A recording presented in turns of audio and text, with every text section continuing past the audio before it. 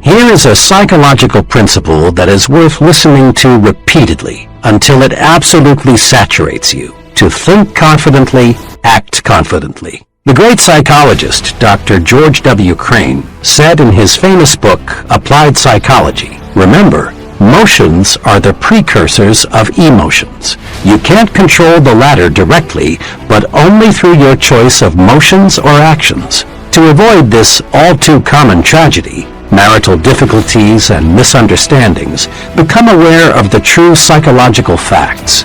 Go through the proper motions each day, and you'll soon begin to feel the corresponding emotions. Just be sure you and your mate go through those motions of dates and kisses, the phrasing of sincere daily compliments, plus the many other little courtesies, and you need not worry about the emotion of love. You can't act devoted for very long without feeling devoted. Psychologists tell us we can change our attitudes by changing our physical actions. For example, you actually feel more like smiling if you make yourself smile. You feel more superior when you make yourself stand tall than when you slouch. On the negative side, frown a really bitter frown and see if you don't feel more like frowning. It is easy to prove that managed motions can change emotions. People who are shy in introducing themselves can replace this timidity with confidence just by taking 3 simple actions simultaneously. First, reach for the other person's hand and clasp it warmly. Second, look directly at the other person.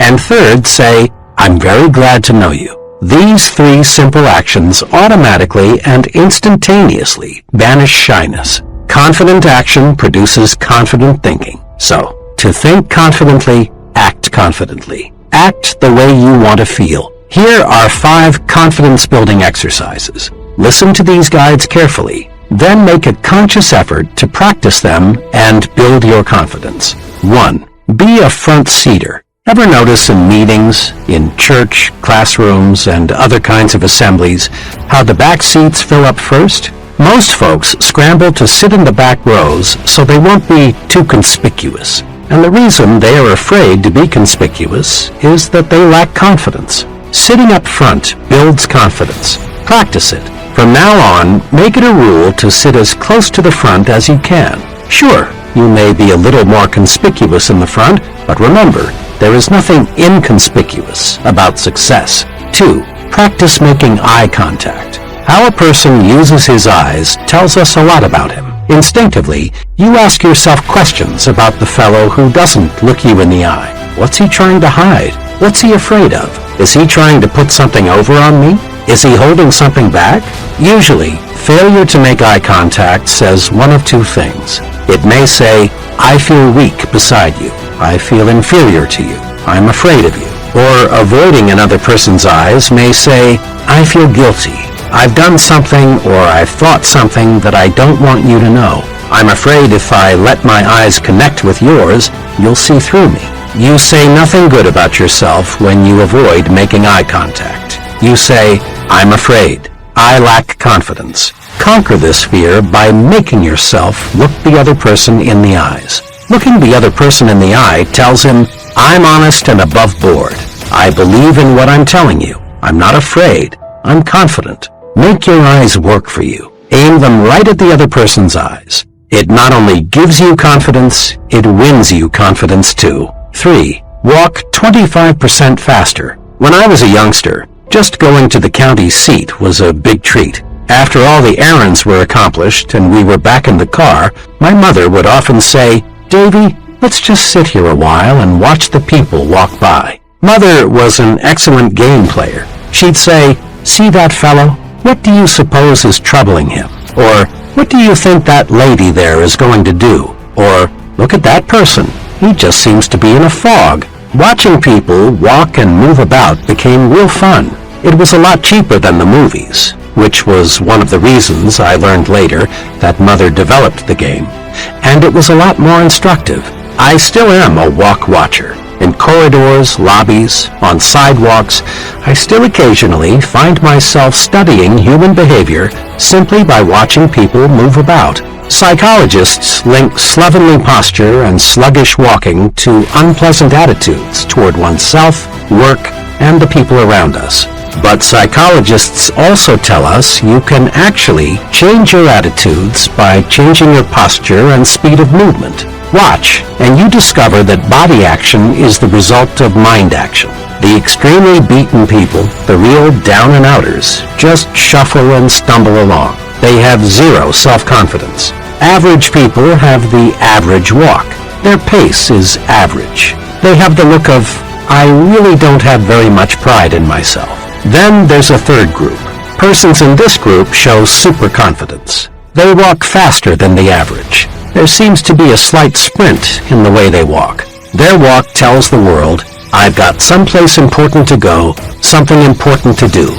What's more, I will succeed at what I will do 15 minutes from now. Use the walk 25% faster technique to help build self-confidence. Throw your shoulders back, lift up your head, move ahead just a little faster, and feel self-confidence grow. Just try and see. 4. Practice speaking up. In working with many kinds of groups of all sizes, I've watched many persons with keen perception and much native ability freeze and fail to participate in discussions. It isn't that these folks don't want to get in and wade with the rest. Rather, it's a simple lack of confidence. The conference clam thinks to himself, my opinion is probably worthless. If I say something, I'll probably look foolish. I'll just say nothing. Besides, the others in the group probably know more than I don't want the others to know how ignorant I am. Each time the conference clam fails to speak, he feels even more inadequate, more inferior. Often he makes a faint promise to himself that deep down he knows he won't keep, to speak next time. This is very important. Each time our clam fails to speak, he takes one more dose of confidence poison. He becomes less and less confident of himself. But on the positive side, the more you speak up, the more you add to your confidence, and the easier it is to speak up the next time. Speak up. It's a confidence-building vitamin. Put this confidence builder to use. Make it a rule to speak up at every open meeting you attend. Speak up. Say something voluntarily at every business conference, committee meeting, community forum you attend. Make no exception. Comment, make a suggestion, ask a question, and don't be the last to speak. Try to be the icebreaker, the first one in with a comment. And never worry about looking foolish. You won't. For each person who doesn't agree with you, odds are another person will. Quit asking yourself, I wonder if I dare speak. Instead, concentrate on getting the discussion leader's attention so you can speak. For special training and experience in speaking, consider joining your local Toastmasters Club. Thousands of conscientious people have developed confidence through a planned program to feel at ease talking with people and to people. 5. Smile big. Most folks have heard at one time or another that a smile will give them a real boost. They've been told that a smile is excellent medicine for confidence deficiency. But lots of people still don't really believe this because they've never tried smiling when they feel fear. Make this little test. Try to feel defeated and smile big at the same time. You can't. A big smile gives you confidence. A big smile beats fear, rolls away worry, defeats despondency. And a real smile does more than cure just your ill feeling. A real smile melts away the opposition of others, and instantly too. Another person simply can't be angry with you if you give him a big, sincere smile. Just the other day, a little incident happened to me that illustrates this. I was parked at an intersection, waiting for the light to change, when bam!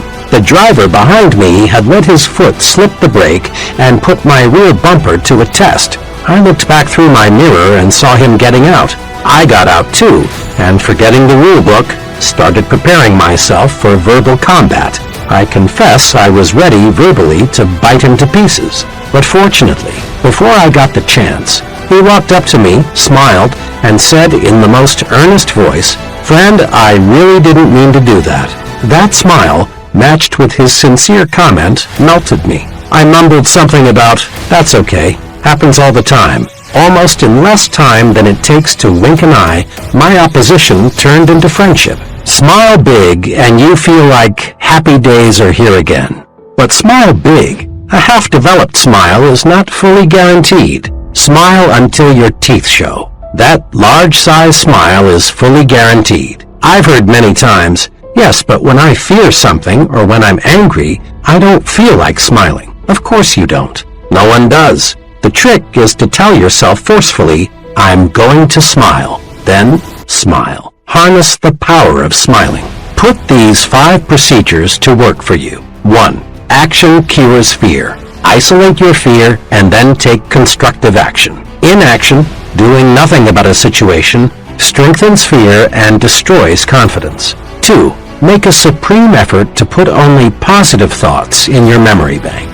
Don't let negative, self-deprecatory thoughts grow into mental monsters. Simply refuse to recall unpleasant events or situations. 3. Put people in proper perspective. Remember, people are more alike, much more alike than they are different. Get a balanced view of the other fellow. He is just another human being. And develop an understanding attitude. Many people will bark, but it's a rare one who bites. 4. Practice doing what your conscience tells you is right. This prevents a poisonous guilt complex from developing. Doing what's right is a very practical rule for success. 5. Make everything about you say, I'm confident, really confident. Practice these little techniques in your day-to-day activities.